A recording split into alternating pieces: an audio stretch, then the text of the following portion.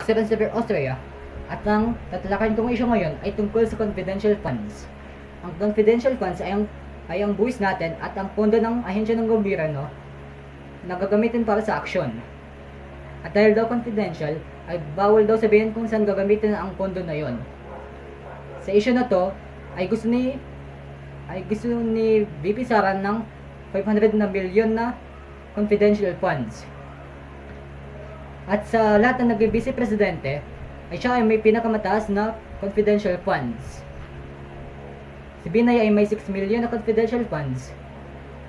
Si VP Leni ay wala naging confidential funds. Sinabi ni VP Sara na the OVP can live without the OVP can live without confidential funds. Pero bakit gusto niya ng 500 na milyon na confidential funds? Ang confidential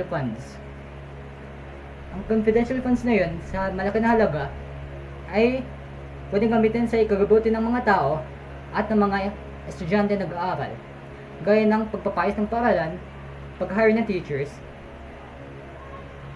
at pagbibigay ng pangangailangan ng mga estudyante. Para sa akin, dapat nila sinasabi kung saan gagamitin ang pondo na yon, para alam ng mga tao kung saan gagamitin ang buwis natin,